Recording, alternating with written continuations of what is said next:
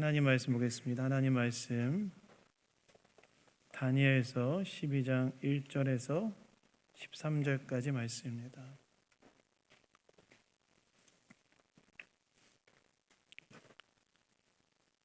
하나님 말씀 다니엘서 12장 1절로 13절까지 말씀.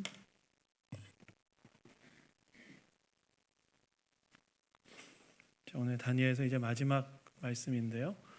우리 다 찾으셨으면 우리 함께 교독하도록 하겠습니다. 그때 내 민족을 호위하는 큰 군주 미가엘이 일어날 것이요 또 환난이 있으리니 이는 개국 이래로 그때까지 없던 환난일 것이며 그때 내 백성 중 책에 기록된 모든 자가 구원을 받을 것이라.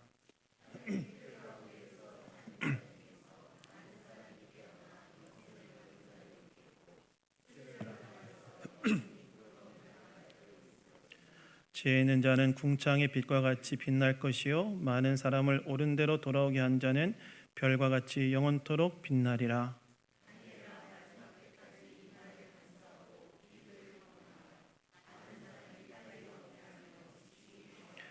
나 다니엘이 본즉 다른 두 사람이 있어 하나는 강 이쪽 언덕에 섰고 하나는 강 저쪽 언덕에 섰더니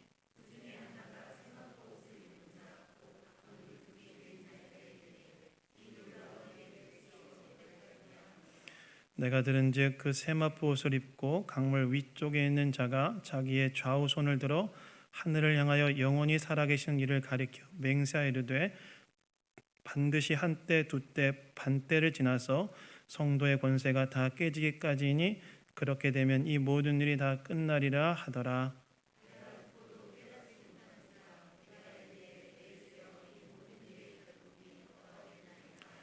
그가 이르되 다니엘아 갈지어다. 이 말은 마지막 때까지 간수하고 봉함할 것임이니라.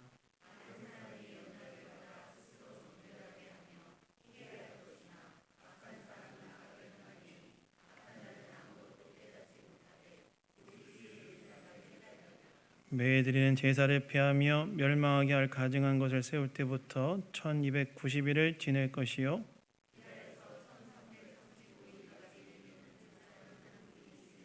함께 읽겠습니다. 너는 가서 마지막을 기다리라. 이는 내가 평안히 쉬다가 끝날에는 내 몫을 누릴 것임이라. 아멘. 아멘. 신실하라라는 제목으로 하나님 말씀 나누기 원합니다.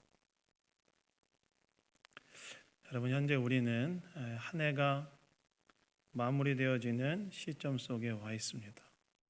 오늘은 2023년 12월 31일이죠.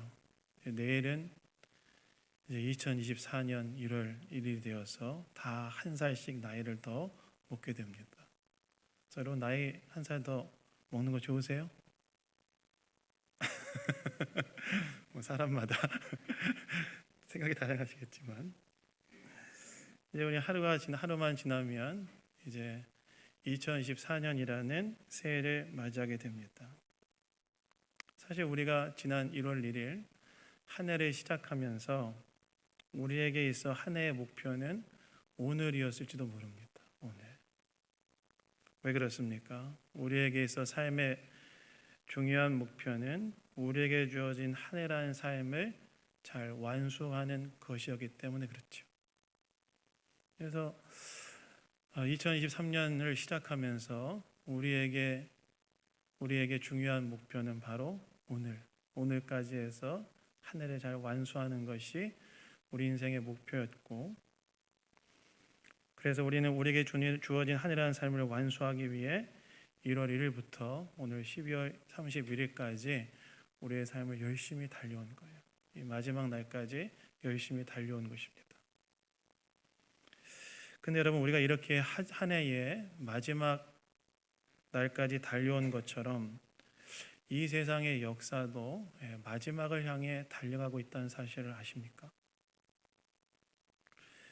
저와 여러분이 올 한 해를 시작하면서 오늘이란 한 해의 마지막 날까지 달려왔던 것처럼 우리가 살아가는 이 땅의 역사, 하나님이 창조하신 이 피조세계의 역사도 마지막 날을 향해 달려가고 있다는 거예요.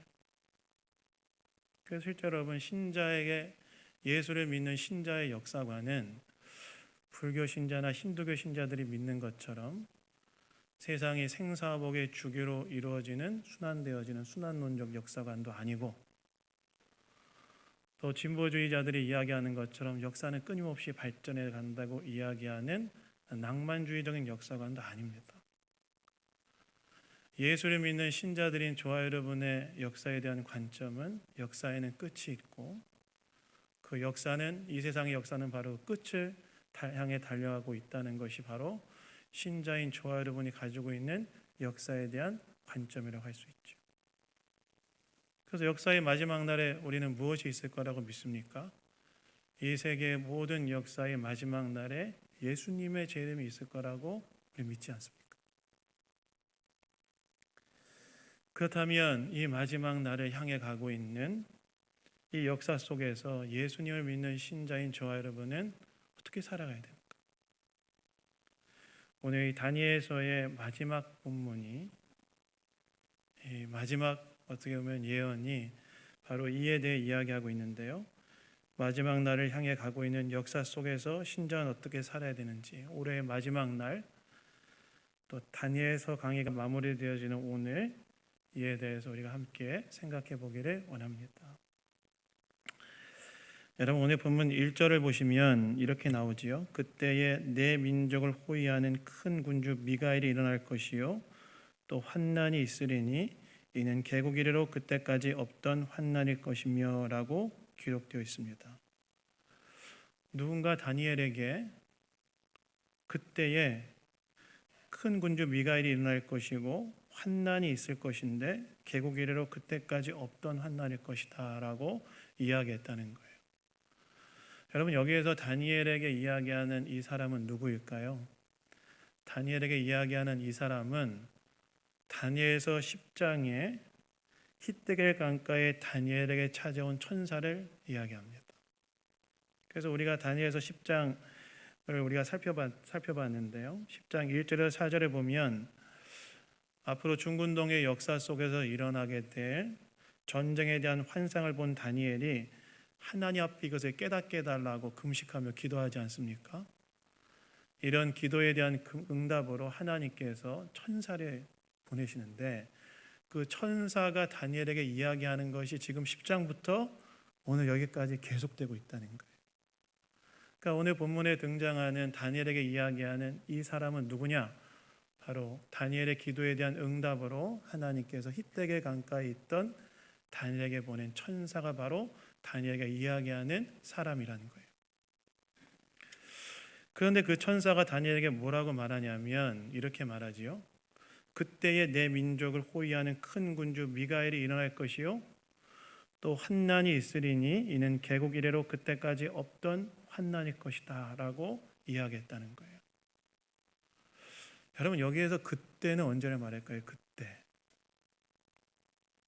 여러분, 여기서 말하는 그때는 언제냐면 역사의 마지막 때를 이야기합니다.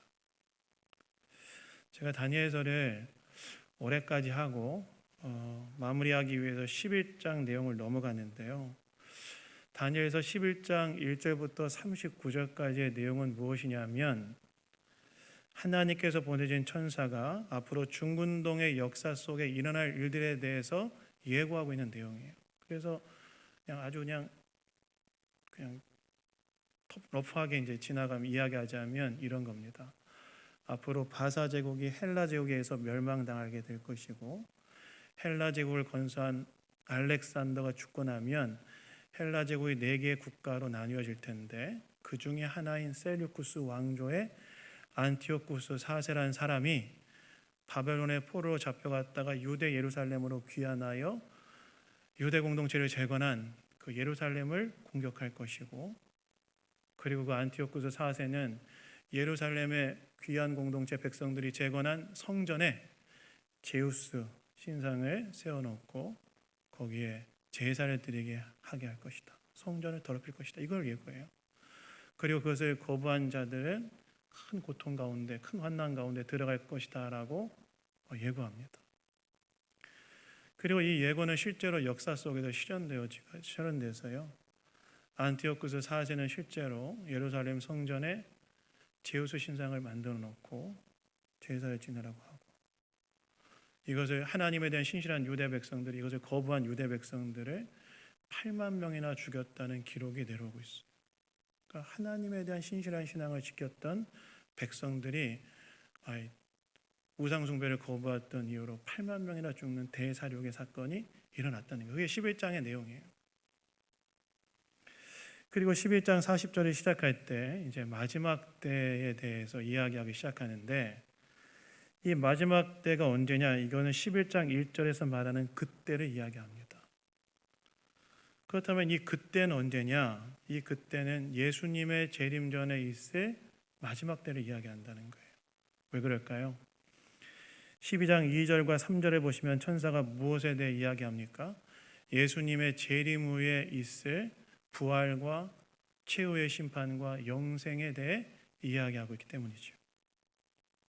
그러니까 앞으로 중군동의 미래에 일어날 역사에 대해 이야기하고 있던 천사는 이제 그의 안목을 더 멀리하여 다니엘에게 역사의 마지막 날에 있을 일들에 대해서 다니엘에게 예고하고 있다는 거예요.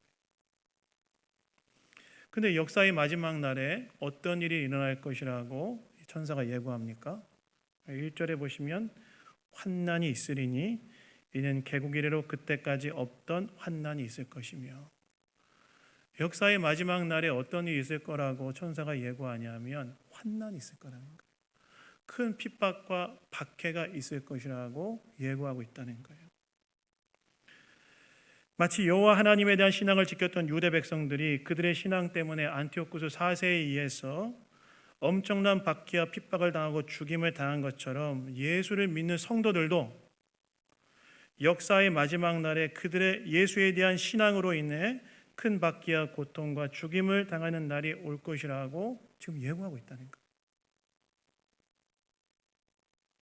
다시 말해서 천사가 안티오쿠스 4세에 의해 하나님께 신실한 유대 백성들이 박해받는 모습을 통하여 역사의 마지막 날에 성도들에게 일어날 박해에 대해 중첩하여 예고하고 있다는 거예요.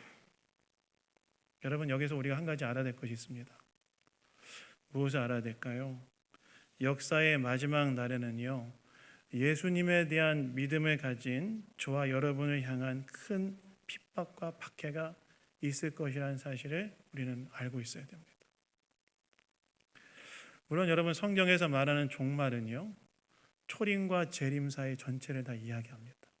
성경에서 말하는 종말의 때는 초림과 재림 사이 전체를 이야기하는데, 그러나 여기서 말하는 마지막 때는 재림에 가까운 종말의 마지막 때, 즉 말세지말을 이야기합니다. 예수님의 재림 직전에 있는 말세지말에 어떤 일이 일어날 것이냐면, 마치 안티오쿠스와 같은 적그리스도가 일어나서 신자들에 대한 무시무시한 박해와 핍박을 일으킬 거라는 거예요. 여러분, 한번 생각해 보십시오. 예수 믿는 신앙 때문에 박해를 받고 핍박을 받는다. 얼마나 한편으로 두려운 일입니까? 사실 우리는 신앙으로 인한 핍박이나 박해를 경험해 본 적이 없어서 이것이 피부로 체감되지 않지만, 초대교회 성도들을 한번 생각해 보십시오. 예수 믿는 것 때문에, 예수님 믿는 것 때문에 맹수들의 밥이 되어야 했고 검투사의 칼에 죽임을 당해야 되지 않았습니까? 역사의 말세지말에 그렇게 예수님 믿는 것 때문에 우리에게 큰 박해와 핍박이 올 거라는 거예요. 근데 오늘 본문을 보시면 이러한 환난 이후에 올 것에 대해 천사가 이야기하는데, 천사가 뭐라고 이야기합니까? 1절 후반부부터 2절 보면 이렇게 나오지요. 그때에 내 백성 중 책에 기록된 모든 자가 구원을 받을 것이라. 탕의 띠끌 가운데에서 자는 자 중에서 많은 사람이 깨어나 영생을 받는 자도 있겠고 수치를 당하여 영원히 부끄러움을 당할 자도 있을 것이며, 이렇게 이야기합니다. 이 말은 무슨 말이냐면, 그러한 환난이 있지만, 예수님을 믿는 성도들에 대한 핍박과 박해가 있지만, 그 무시무시한 핍박과 박해가 있지만, 그러나 하나님의 생명책에 기록된 자들은 구원을 받을 것이고, 그리고 그 환난의 때가 끝나면 모든 자들이 부활하여 하나님의 최후의 심판대 앞에 서게 되는데 예수님에 대한 믿음을 신실하게 지킨 자들은 영원한 생명에 들어가게 될 것이다 라고 예고했다는 거예요. 환난의 때가 지나면 어떻게 된다는 거예요? 그 환난의 때가 지나고 나면 그 환난의 때를 예수님에 대한 믿음으로 견뎌낸 자들에게 부활과 영생이라는 영광이 있을 것이다 라고 이야기했다는 거예요. 여러분, 이것은 무엇을 말할까요? 신앙으로 인한 핍박과 박해라는 환난의 때를 견뎌낼 수 있게 하는 것은 그러한 환난 이후에 하나님께서 예수님에 대한 믿음을 신실하게 지켜낸 자, 다시 오실 예수님과 운명을 함께하기로 선택한 자에게 부활과 영생이라는 영광을 주실 것이라는 믿음으로 견뎌내야 된다는 거예요. 그런 믿음이 견뎌내게 한다는 거예요. 신앙으로 인한 핍박과 박해라는 환난의 때를 견뎌낼 수 있게 하는 것은 그 환난 이후에 하나님께서 예수에 대한 믿음을 신실하게 지켰던 자들에게 주실 부활과 영생이라는 영광을 줄 거라는 믿음이 견뎌내게 한다는 거예요. 그날에 주실 영광에 대한 소망이 우리가 그 예수님에 대한 믿음으로 인한 핍박과 박해를 받을 때 환난의 때를 통과하게 하는 데 있어서 그저 견디게 하는 힘이 된다는 거예요. 물론 여러분, 하나님께서는 우리가 그 환난의 상황에 직면하게 될 때 우리를 보호하실 것입니다. 1절에 천사가 무엇이라고 말합니까? 네 민족을 호위하는 큰 군주 미가엘이 있어 일어날 것이라고 이야기하지 않습니까? 즉 하나님께서는 자기 백성을 환난 중에 보호하실 거라는 거예요. 그러나 그럼에도 불구하고 우리로 하여금 궁극적으로 신앙으로 인한 환난을 견디게 하는 것은 무엇이냐? 예수님께서 역사의 마지막 날에 이 땅 가운데 재림하실 텐데 재림하실 그날에 예수님에 대한 신앙을 신실하게 지켰던 자들, 예수님과 운명을 같이 하기로 결정하고 선택한 자들에게 부활과 영생이라는 영광을 주실 것이라는 그 믿음과 소망이 그 환난의 때를 견디게 하는 힘이 된다는 거예요. 즉 신앙으로 인해 어떤 환난과 시련이 와도 주님께서 주실 부활과 영생에 대한 믿음과 소망으로 예수님에 대한 믿음에 신실하라는 그런 이야기죠. 여러분, 회사에 출근한 사람들이 때로 회사의 고된 일로 인해 피곤해하며 힘들어하지만 견딜 수 있는 이유가 무엇입니까? 다 크게 얘기해 주세요. 뭐라고요? 그죠, 월급날이죠. 회사에 출근한 사람들이 때로 회사의 고된 일로 인해 피곤해하며 힘들어하지만 견딜 수 있는 이유는 월급날 때문 아닙니까? 저도 저희 아버지 월급날이 늘 기다려졌어요. 왜냐하면 저 어렸을 때 저희 아버지 월급날이 온 가족이 외식하는 날이었기 때문에 그날에 기다려졌어요. 회사에서 직장생활하는 사람들이 그 일이 힘들고 고되도 견딜 수 있는 거는 월급날 내 통장에 지키는 월급 금액 때문 아니겠습니까? 고3 수험생들이 열심히 수능을 준비하면서 때로 힘들 때도 있지만 그것을 견딜 수 있는 이유가 무엇입니까? 언젠가 수능날이 오고 내가 열심히 수고한 것에 대한 보상이 있을 것이라는 소망이 있기 때문이 아니겠습니까? 마찬가지로 신앙으로 인한 환난 때문에 그것을 견딜 수 있는, 신앙으로 인한 환난 가운데서 그것을 견딜 수 있는 것은 바로 그러한 환난을 예수님에 대한 믿음으로 견뎌낸 자에게는 그러한 환난과는 비교할 수 없는 영광을 주실 것이라는 소망 때문에, 그 소망 때문에 견딜 수 있는 거예요. 그게 무엇이냐는 거예요. 부활과 영생에 대한 소망이에요. 여러분, 저는 이것이 단지 우리의 말세지 말에만 적용되는 이야기가 아니라고 생각합니다. 오늘 우리의 삶에도 적용되어지는 이야기라고 생각합니다. 왜요? 오늘도 우리가 이 땅을 살아가면서 예수님에 대한 믿음 때문에 혹은 예수님을 따르는 삶 때문에 받는 고난이 있기 때문에 그렇죠. 예수님을 믿고 따르는 삶 때문에 받는 고난이 있지 않습니까? 때론 예수님 믿는 것 때문에 더 많은 수고를 감당해야 될 때도 있고, 때론 예수님 믿는 것 때문에 당연히 나에게 돌아올 이익과 권리도 포기해야 될 때도 있고, 때론 예수님 믿는 것 때문에 손해를 봐야 될 때도 있고, 때론 정말 예수님 믿는 것 때문에 실제적이고 물리적인 핍박을 받을 때도 있지 않습니까? 그것을 견디게 하는 것은 무엇이냐? 이런 핍박과 환난보다 더 큰 영광을 하나님께서 우리에게 주실 것이다. 그것에 대한 소망이 오늘의 그 핍박과 환난을 견디게 한다는 거예요. 제가 전에 여러 번 부산의 수영로 교회 원로 목사님이셨던 정피터 목사님 이야기를 여러 번 했었습니다. 그분은 그분의 집안에서 처음으로 예수님 믿는 분이셨는데 그 집에 드나들던 무당이 뭐라고 이야기해요? 그 집에 드나들던 무당이 이 집은 예수 믿는 사람 때문에 집안이 망할 것이다. 그랬다는 거 아니에요. 그래서 어떻게 했을까요? 그 집 사람들이 다 그 정필도 목사님 소년이었는데 아직 어렸을 때였는데 예수 믿으면 더 이상 예수 믿지 말라고 엄청 핍박했대잖아요. 그래서 근처에 살고 있었던 자기 그 삼촌이 다듬이 할 때 쓰는 다듬이 방망이 들고 와서 죽을래 예수님 믿을래 이렇게 했다는 거 아니겠습니까?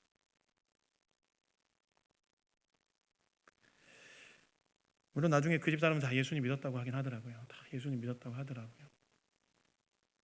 근데 오늘날에도 우리 삶에 예수님 믿는 것 때문에 핍박도 있고 손해도 있고 더 많은 수고를 감당해야 하는 것도 있다는 거예요. 그런데 그것을 견딜 수 있는 이유는 무엇이냐? 하나님께서 그러한 상황 가운데 하나님이 자기 백성을 보호하실 뿐만이 아니라 지금의 고난과 수고와 핍박과는 비교할 수 없는 큰 영광을 우리에게 주실 날이 반드시 올 것이라는 것에 대한 믿음과 소망이기 때문에 그것을 견뎌낼 수 있다는 거예요. 그래서 여러분 오늘 내가 예수님 믿는 것 때문에 겪는 고난과 박해와 수고 가운데 있다면 그로 인한 어려움이 있다면 우리는 어떻게 해야 되느냐? 우리의 시선을 마지막 날에 우리에게 주신 하나님의 영광, 우리에게 주실 놀라운 영광에 우리의 시선을 고정하는 거예요. 그날 놀라운 축복을 주실 것이다. 지금의 고난과는 비교할 수 없는 놀라운 영광을 우리에게 주실 것이다. 그것에 대한 시선을 고정하고 오늘의 어려움을 견디는 거예요. 그리고 예수님께 신실하고 예수님에 대한 믿음에 신실한 삶을 살아가는 겁니다. 제가 2000년대 초반에 베트남을 방문한 적이 있었어요. 선교여행으로 방문해서 청년들을 데리고 베트남을 방문했습니다. 그때는 아직 베트남이 지금처럼 개방된 사회가 아니었고 국가 권력에 의해서 기독교에 대한 탄압이 존재하고 있는 때였어요. 근데 제가 그때 베트남 방문했을 때 베트남 전체에서 베트남 현지인 목사님이 그때 당시에 두 분이 계셨는데 한 분을 제가 만날 기회가 있었어요. 한 분을. 참 처음에 딱 봤는데 덩치가 엄청 크시더라고요. 키가 막 엄청 크고 덩치도 좋은데 얼굴이 너무 선해 보였어요. 그래서 그분과 이제 만남을 끝내고 가려고 하는데 이제 우리 팀에서 그분한테 혹시 기도 제목이 무엇이냐고 물어봤어요. 기도 제목. 근데 참 그분이 참 놀라운 기도 제목을 내시더라고요. 여러분 기독교에 대한 탄압이 있는 상황이라고 한다면 어떤 기도 제목을 만약에 나라면 어떤 기도 제목을 주로 냈을 것 같으세요? 이 탄압이 빨리 끝나게 해달라고 기도 제목을 낼 것 같지 않습니까? 근데 그 베트남 현지의 목사님이 우리한테 이렇게 기도 부탁하더라고요. 어떻게 기도 부탁하냐? 베트남에 하루빨리 종교의 자유가 오게 해달라고 기도해 주지 마십시오. 이렇게 부탁하더라고요. 대신에 우리가 이 베트남에 있는 성도들이 이런 상황에서도 예수님에 대한 믿음을 신실하게 지키는 정결한 신부들이 되게 해달라고 기도해 주십시오. 그렇게 얘기하는데 제 마음에 감동이 밀려오더라고요. 무엇이 중요한가? 그분의 환난이 있지만 그러나 그런 상황에서도 예수님에 대한 믿음을 신실하게 지키는 자들이 되게 해달라. 나도 그렇고 베트남에 있는 이 기독교가 탄압되어지는 국가 권력에 의해서 탄압되어지는 현실 한복판에 우리가 있지만 그러나 예수님에 대한 믿음을 신실하게 지키는 자들 되게 해달라. 그것에 대한 기도를 부탁했다는 거예요. 무엇이 중요한가? 그래서 뭐 어떤 순간에도, 박해와 핍박의 순간에도, 오늘 우리가 예수님 믿고 따르는 것으로 인해 찾아오는 어려움과 고난이 있다 할지라도, 또 역사의 말세지 말에 우리가 박해와 핍박을 경험해야 되는 때가 온다 할지라도, 예수님 그분께 신실하고 예수님에 대한 믿음을 신실하게 지키는 저와 여러분 다 되기를 예수님 이름으로 축원합니다. 두 번째, 역사의 마지막을 준비하는 방법은요, 오늘 나에게 주어진 삶에 신실하는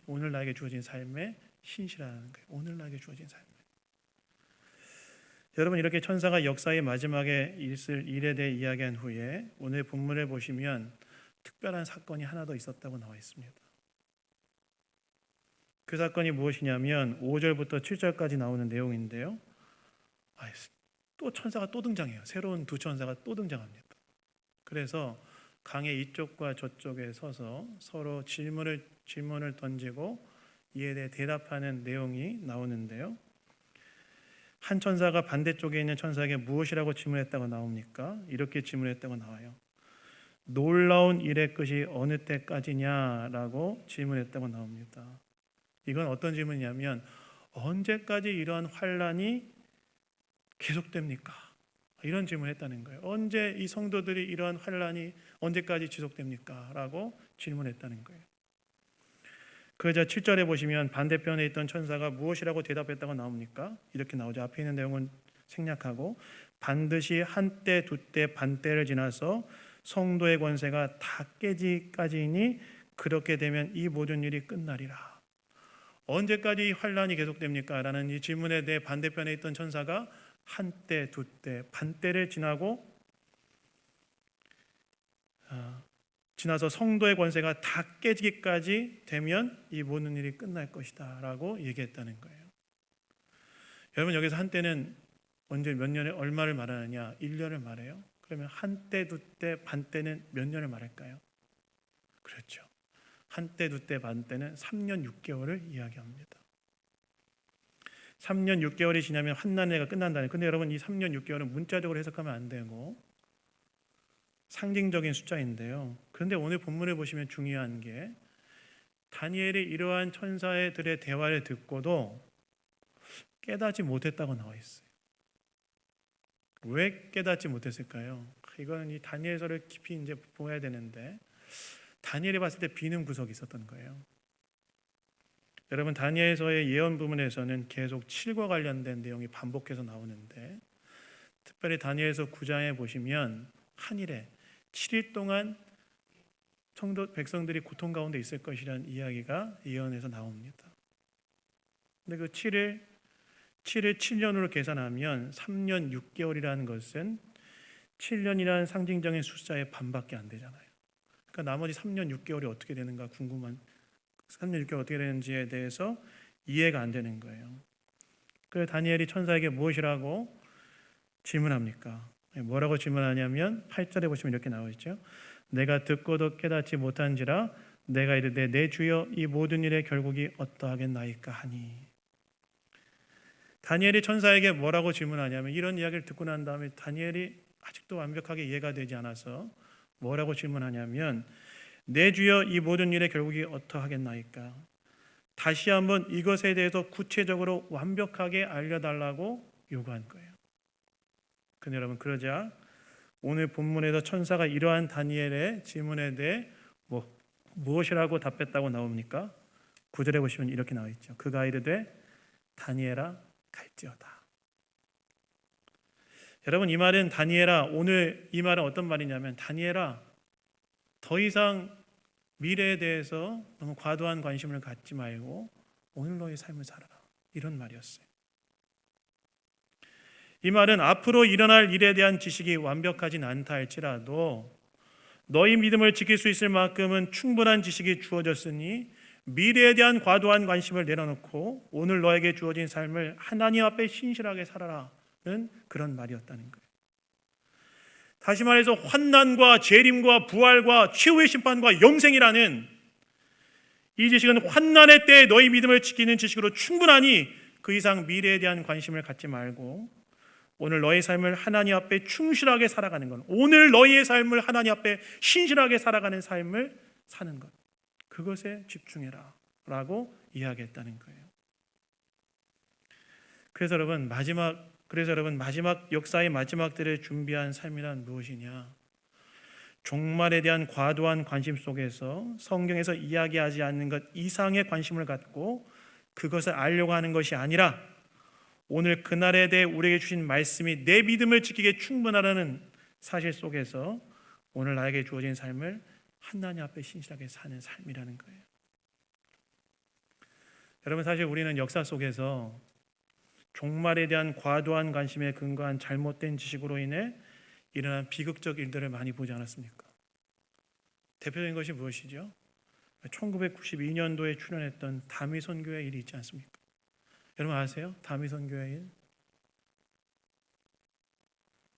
제가 13살 때 일이었어요. 13살 때 생각해보니 다미 선교회 이장님이라는 사람이 1992년 10월 28일에 예수님이 재림하시고 그리고 사람들이 휴거할 것이다, 이런 시한부 종말론을 주장해서 많은 사람들이 어떻게 했습니까? 거기에다 자신의 재산 헌납하고 자신의 일상을 다 포기하고 그냥 들어가 버렸잖아요. 근데 10월 28일 날 예수님 재림하시고 사람들이 들러 올려졌습니까? 누구도 들러 올려지지 않았어요. 사실 재림의 날을 이장님이라는 사람이 안다는 것 자체가 틀린 것이죠. 왜요? 예수님의 재림의 날은 하나님만 아시는 거라고 예수님 얘기했기 때문에 그래요.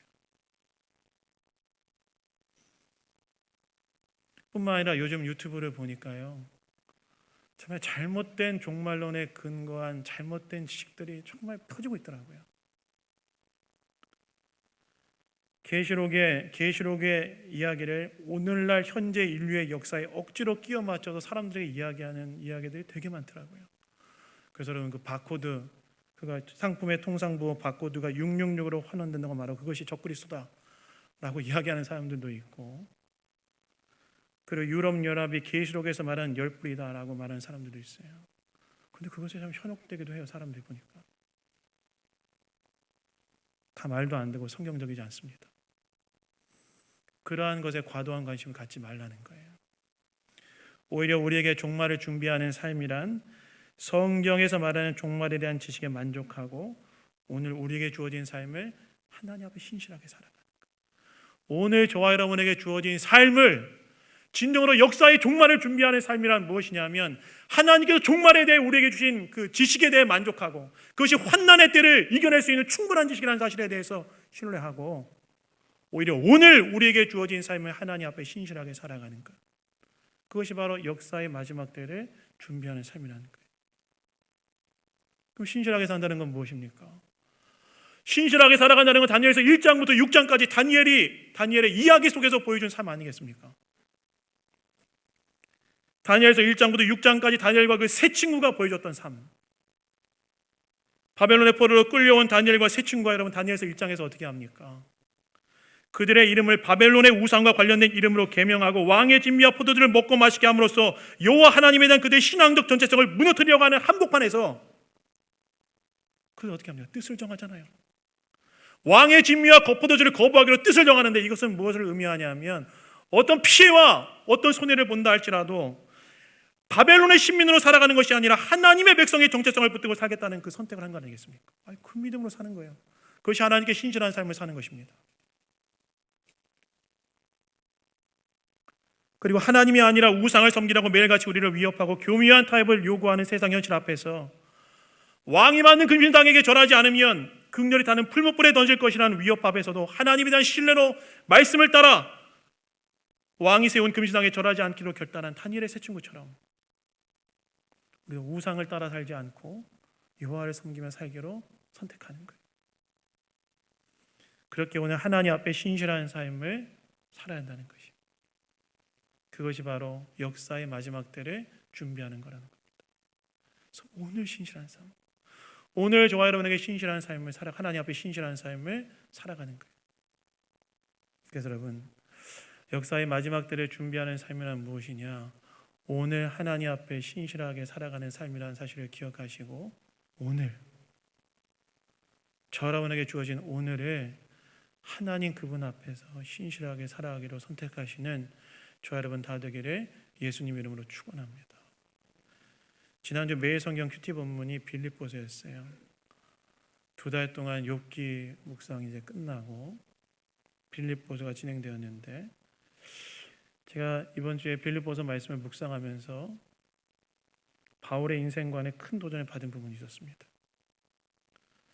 당시 바울은 3차 선교여행을 마치고 복음을 전하는 것 때문에 감옥에 갇혀 있었는데, 바울이 빌립보 교인들을 향해 이렇게 말합니다. 한번 들어보십시오.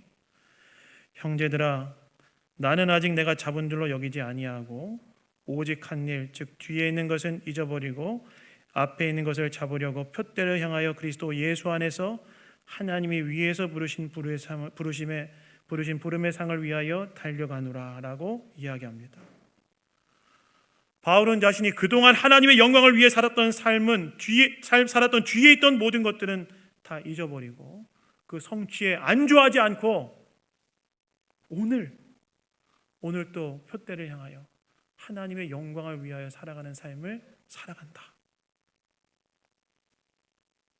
바울은 오늘 하나님 앞에 신실한 삶을 살기로 다시 한번 결단한다. 어제 한 것까지는 잊어버리고 오늘 또 새 삶을 살 것이다.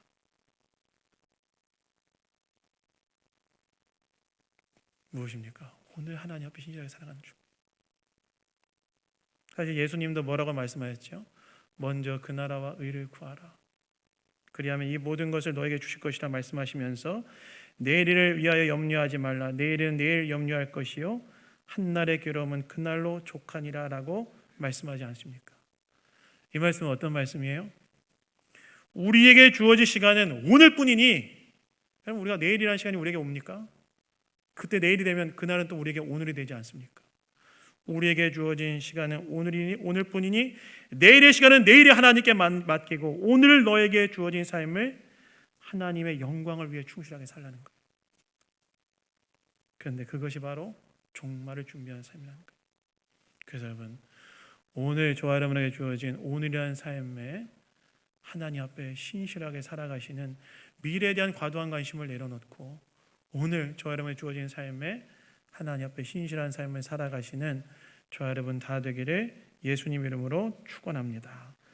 이렇게 우리가 환난 중에서도 예수님에 대한 믿음에 신실하며 오늘 우리에게 주어진 삶을 하나님 앞에 신실하게 산다면 어떻게 될까요?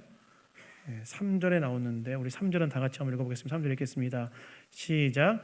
지혜 있는 자는 궁창의 빛과 같이 빛날 것이요 많은 사람을 옳은 대로 돌아오게 한 자는 별과 같이 영원토록 빛나리라.